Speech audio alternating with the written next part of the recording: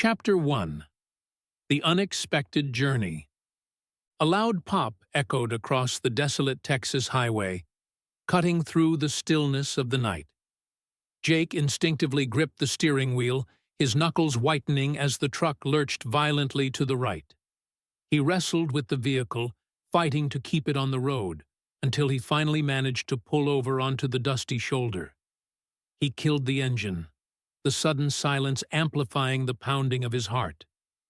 He stepped out of the truck, the cool desert air a welcome relief against the lingering heat of the day. He walked around to the rear of the vehicle, his gaze falling upon the mangled remains of his rear tire.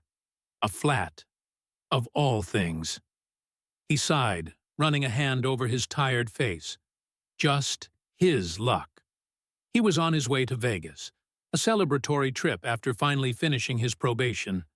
50 years old, and he was still fighting to get his life on track. He'd earned this trip, a brief escape from the struggles that had defined his past. He walked back to the cab of the truck, retrieved the jack and tire iron from beneath the seat, and began the familiar, frustrating process of changing a flat tire. His brow furrowed with frustration as he wrestled with the stubborn lug nuts. The desert air was cool, a stark contrast to the day's sweltering heat. He wiped a bead of sweat from his forehead, his knuckles raw, and cursed under his breath. Suddenly, a blinding light engulfed him, an all-consuming radiance that seemed to tear through the fabric of reality. He blinked, disoriented, his vision momentarily obscured by a kaleidoscope of colors. Then, nothing. He awoke to a suffocating darkness, a heavy, cloying blanket that pressed against his eyelids. The air, thick and stagnant, reeked of a sickening concoction.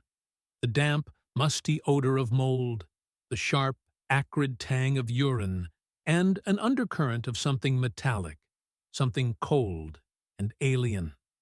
His body was cramped, his limbs twisted into an unnatural position.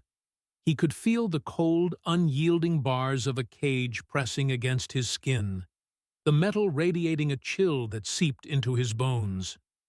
Disoriented, he struggled to move, but the confines of the cage were too restrictive, barely allowing him to shift his weight. A raw, primal fear began to gnaw at him, a terror that threatened to overwhelm his senses. He fought against it, drawing upon the hard-won discipline honed through years of hard living. He needed to think, to assess, to understand. Panic would only be his undoing. Then, a sharp, searing pain lanced through his neck, like a white-hot needle piercing his flesh. He gasped, his body convulsing involuntarily. A wave of nausea washed over him, a dizzying swirl of sickness that made his stomach churn. The darkness seemed to deepen, the stench of the cage intensifying, becoming almost unbearable. Just as he thought he would succumb to the overwhelming sensations, a torrent of alien sounds flooded his mind. It was a chaotic cacophony, a jumbled mess of guttural clicks, hissing whispers, and melodic trills. Yet, impossibly, amidst the chaos, he could discern meaning. It was as if a universal translator had been hardwired into his brain, allowing him to decipher the alien languages. They called it the translator, a tool of control, a means to ensure the captives understood their captors' every command. The days that followed dissolved into a monotonous, disorienting blur. The dim, flickering lights of the ship cast long, distorted shadows across the cramped space, creating an unsettling atmosphere. The stale, recycled air hung heavy in his lungs, a constant reminder of his captivity. He could hear the shuffling of other prisoners, the soft, despairing whimpers, and the occasional harsh, guttural commands of the guards. He learned to observe, to listen, to glean what information he could from their conversations. Their voices, rough and alien, were laced with a casual cruelty that chilled him to the bone. He overheard them discussing their destination, a slave market, a place where sentient beings were bought and sold like livestock. They referred to the captives as stock, a term that stripped them of their humanity, reducing them to mere commodities. Jake's heart sank as he realized the full extent of his predicament. After what felt like an eternity, the ship began its descent, the vibrations resonating through the metal floor of his cramped cage. He felt a lurch, followed by the grinding sound of landing, the ship settling with a metallic groan.